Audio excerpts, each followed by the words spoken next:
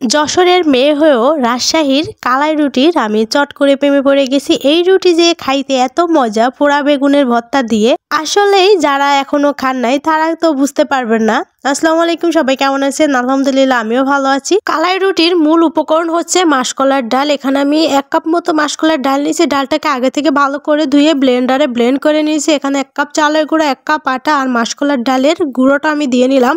লবণ দিয়ে নিলাম। লবণটা অপশনাল, আমি বেশ কয়েকটা ভিডিও দেখছি, লবণটা অপশনাল, যারা দেয় দেয় আর না দেয় না দেয়। ঠান্ডা পানি দিয়ে আমি একটা পারফেক্ট ডো তৈরি করে নিব।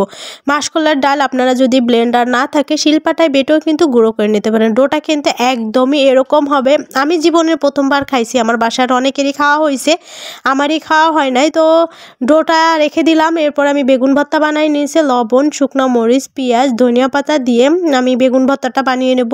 বেগুন ভর্তাতে কিন্তু সরিষার তেল না দিলে মজা লাগবে না। বেগুনটা আমি চুলাতে পোড়াইছিলাম আগুনে, তো এটা দিয়ে আমি ভর্তাটা বানিয়ে নেব। জীবনের প্রথমবার খাওয়ার পরে কি অভিজ্ঞতা, সব কিছুই ঠিক ছিল। আমার ঠান্ডায় অবস্থা খুবই খারাপ, এই জন্য টেস্টটা আমি ভালো বুঝতে পারি নাই। এখান থেকে আমি অল্প একটু ডো নিয়ে নিয়েছি। নিয়ে এবার আমি চেষ্টা করতেছি যে রাজশাহীর মানুষ যেভাবে বানায় সেভাবে বানানোর জন্য। আসলে আমি তো আর রাজশাহীর মানুষ না, তো আমি যতটুকু ভিডিও দেখে বুঝলাম যে ওরা কিভাবে বানায়। হাতে কিন্তু পানি নিয়ে নিতে হবে, পানি দিয়েই এটাকে বানায়। প্রসেসিংটা দেখলে আপনারা বুঝতে পারবেন। ভিডিও ভালো লাগলে শেয়ার করে দিবেন, আর ভিডিওটাকে কোথা থেকে দেখছেন অবশ্যই কিন্তু জানাবেন। রাজশাহী আপু এবং ভাইয়ারা যারা আমার ভিডিওটা দেখছেন অবশ্যই কিন্তু জানাবেন যে আমার এই কালাই রুটি বানানো হচ্ছে কিনা। বারেবার কিন্তু পানি দিয়ে হাতটা ভিজিয়েই এইভাবে বানাতে হবে। প্রসেসিং বললামই তো, দেখলেই বুঝতে পারবেন। জীবনে প্রথমবার বানাইছি আর প্রথমবার খাচ্ছি। এই রুটিগুলো এভাবে হাত দিয়ে থাবড়াইতে থাবড়াইতে বানায়। তো আমার হাত তো একটু ছোট, ওই জন্য এত থাবড়াইতেও পারলাম না, ভালো করে বানাইতেও পারলাম না। তো যথেষ্ট চেষ্টা করছি সুন্দর করার জন্য।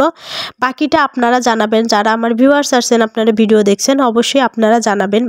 এই রুটিটা মূলত মাটির তাওয়াতেই বানায়। মাটির তাওয়া কিন্তু সব জায়গায় পাওয়া যায়। তাওয়াটা অবশ্যই হাই হিটে গরম করে নিতে হবে, না হলে রুটিটা দেওয়ার সাথে সাথে কিন্তু তাওয়াতে লেগে যাবে আর উঠবে না। আমি কিন্তু উল্টে পাল্টে একদম কালার এনে রুটিটা সেঁকে নেব। এই রুটিটা একটু ফুল ছিল, বললামই তো জীবনে প্রথমবার বানাচ্ছি আর এত মজা লাগে খাইতে। আমি যশোরের মানুষ হয়ে যখন এটার প্রশংসা করছি, আপনারা কিন্তু অবশ্যই একবার হলেও ট্রাই করবেন। এভাবে উল্টিয়ে পাল্টিয়ে সুন্দর করে কালার নিয়ে এসে এটাকে সেঁকে নেবেন। আমি আবার আরেকটা সেঁকে দেখাচ্ছি। যদি তাওয়াটা ভালো করে গরম না করেন তাহলে কিন্তু আপনার কপালে বিপদ আছে, তাওয়া ভেঙে যাবে, তাও এই রুটি উঠবে না। কালাই রুটির অনেক প্রশংসা শুনছি, বানাইতে আমার একটু লেট হয়ে গেছে, কিন্তু তারপরও বানাইলাম, আবার খাইলামও, তাই না?